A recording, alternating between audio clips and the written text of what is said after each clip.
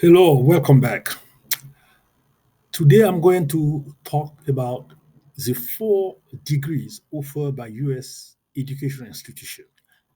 By education institution, I mean community colleges, 4-year colleges, universities, and research universities. My name is Akudo Fu. My background includes a BS in electrical engineering, a Master of Science in Power System Engineering from Supélec in Paris, France, an MBA from INSEAD, Fontainebleau, France, a PhD in finance from the University of Georgia, Athens, Georgia, USA.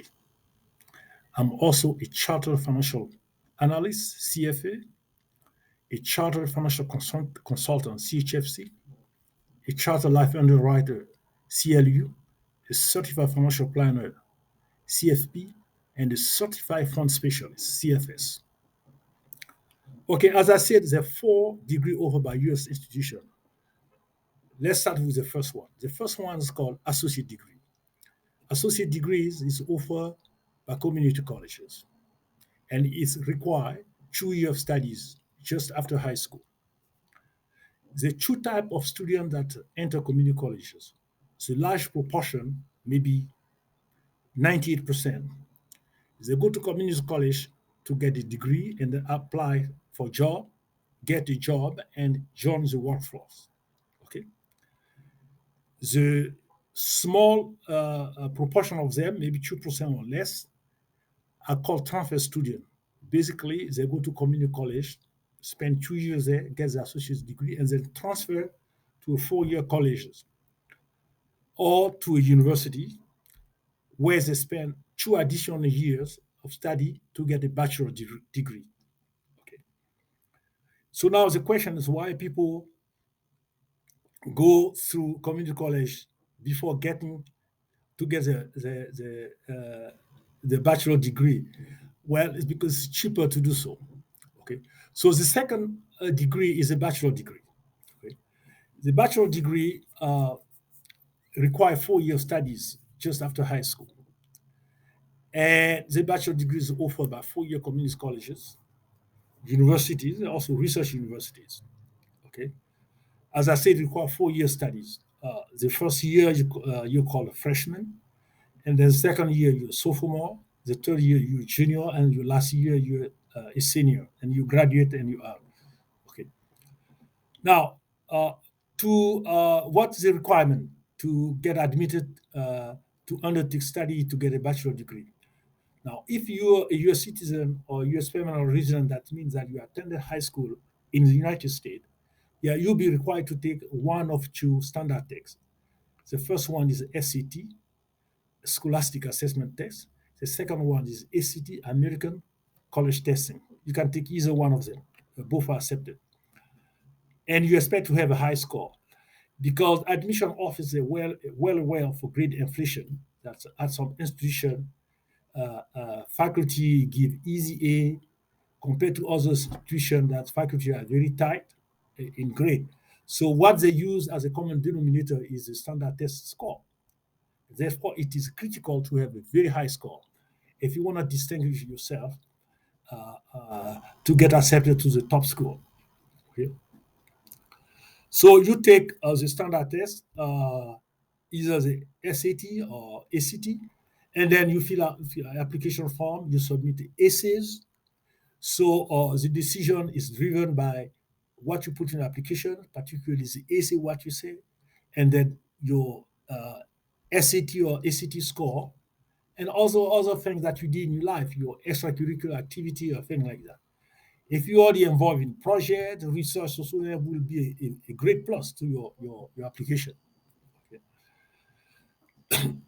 Now, if you're not a US citizen or a US permanent resident, that means you did not attend high school in the United States, but outside the United States, you'll become something called international student. So you'll be required to take the TOEFL or test of English as a foreign language. Basically, the admission office, they want to universities, they want to make sure that you're proficient enough in English to be able to sit in class and take note and follow. Now, if it turns out your English is not good enough, you will be asked to take additional classes to prepare you, okay, before you take classes. Okay. So this is for the bachelor. Now, the next degree, the third degree that U.S. university academic institution offer is the master's degree. There's several kind of master's degree, depends on the discipline.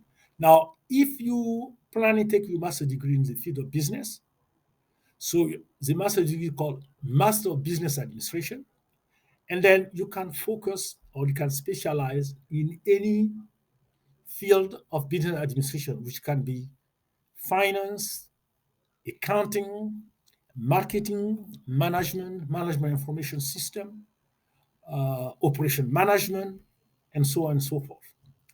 So for the MBA, the admission requirement is to submit a score for the GMAT, or called Graduate Management Admission Test. So you have to take the GMAT, and ETS, Education Testing Center, will send the score directly to the school of choice. Okay. And if your objective is to get admitted to the top MBA program like INSEAD, that's where I get my MBA, Harvard, uh, uh, MIT, Stanford, Columbia, Wharton, uh, and all those schools, Yale, you expect to have a very high score. Again, here also, the standard test is a common denominator for all candidates because admission officers are well aware of grade inflation. They use the standard test as a common denominator. So if you get a high score in the standard side, it helps a lot. So in addition to the standard test score, they look at your application content, they look at the essay you submitted, they look at letter of recommendation, and so on, and they make a decision. Okay. Now, if you the master degree is outside the field of business, is called MS or Master of Science or MA Master of Art. For instance, you want to take a master's degree in electrical engineering, well, it's going to be MS in electrical engineering or MS in mechanical engineering or MS in computer science, MS in biology, and so on. And then you can get a master in what? In literature, generally they call it MA, Master of Art in literature, and so on. Okay, so for the master degree in the field other than business, you'll be required to take the standard test called the GRE, Graduate Record Examination. So each GRE exam is custom tailored to fit the discipline. For you can take GRE in biology, it's going to be question biology. And also you're going to get GRE in electrical engineering, going to be question electrical engineering, and so on. Okay. So basically that's for the masters. And then the fourth degree and the last one is a doctoral degree. The doctoral degree, also called terminal degree. After that, there's nothing else to study. You're done. You become an expert in whatever you study.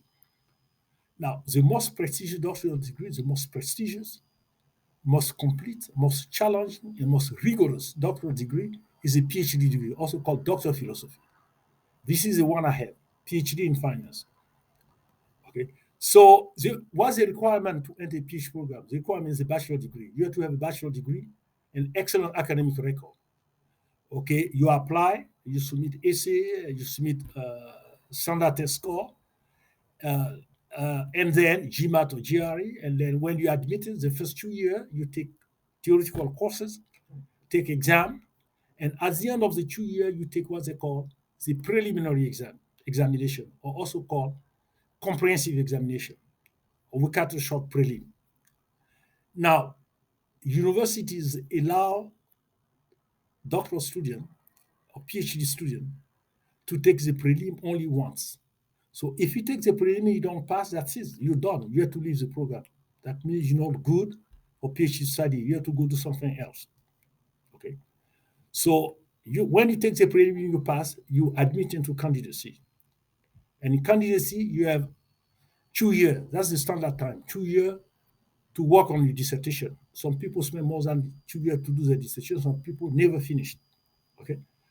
So you pick a subject in consultation with your major professor. You have to pick a major professor. That's somebody who is well versed in the area you plan to write the dissertation.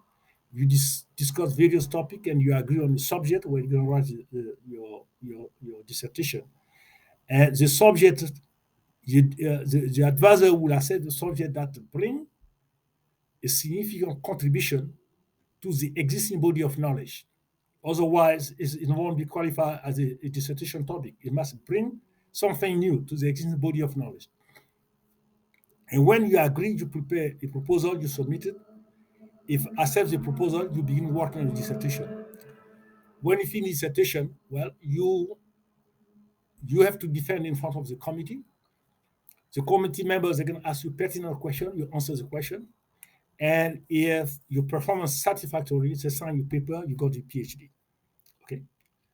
As I said, after the prelim, the standard time is 2 years. Okay. And but most people cannot finish the decision after 2 years. They finish it for 3 years. So some people spend 5 years before they get a PhD. Some people more, 6 years, 7 years. And some people never finish the dissertation. People who pass the prelim and never finish the dissertation, they call ABD, all but the dissertation. Okay. Now, so this was the PhD. There's also doctoral program, particularly students study law. There is a doctoral degree in law. They call Juris Doctorate. And you see the requirement is 3 years, so it's not as lengthy as a PhD program. And another doctoral program is DBA, Doctor of Business Administration. This is another doctoral program that business school offer. It's not as rigorous as a PhD. Uh, some university offer DBA only, some offer PhD only, and some offer both DBA and PhD. For instance, Harvard offer both DBA and PhD. And DBA, for instance, the time requirements less than the one required in doctoral studies. And then also school of education also offer a doctoral degree called ED, Doctor of Education. People study education, for instance, interest childhood education. They take a doctoral degree in childhood education or adult education and so on. So those are the degrees that offer by U.S. education institution. Associate degree offered by community colleges. Uh, Bachelor degree offered by four-year college and universities. Master's degree offered by universities.